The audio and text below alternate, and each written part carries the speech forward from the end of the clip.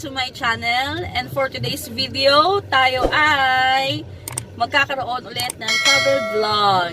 Ayan, so saan tayo pupunta? Tayo lang naman ay kukuha ng ching! Ang tawag doon, Daddy? RFID. Okay, so ayan, sumama na naman ang aking bulilit. Hi, kanak! Hi! So alam nyo naman ngayon yung batas ng pagkuha o required na yung mga may sasakyan na kumuha ng RFID. So mamaya i-detail ko sa inyo, papakita ko sa inyo kung paano namin nakuha ito, kung mahirap ba, madali, mahaba pila, paano ang proseso at para saan ito. So see you guys later! Bye-bye!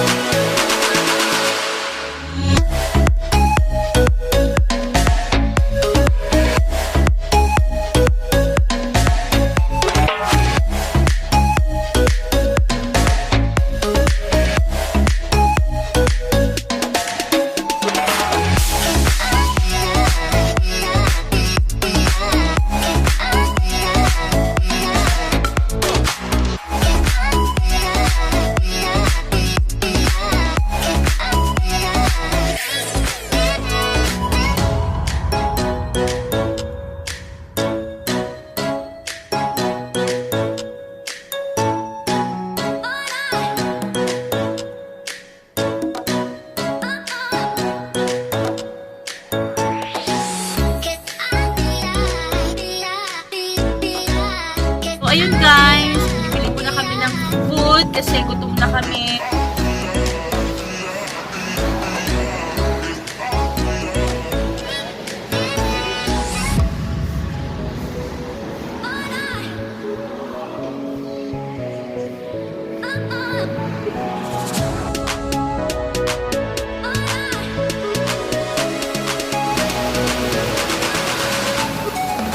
Hi.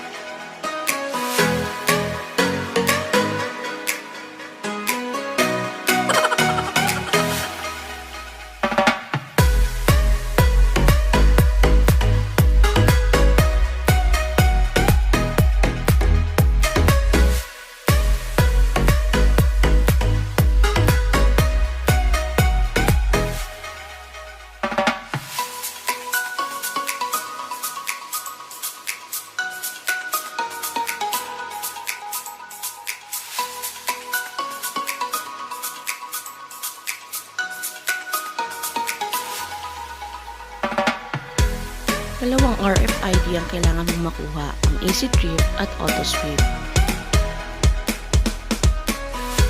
Ito ang mga RFID stations kung saan pwedeng kumuha.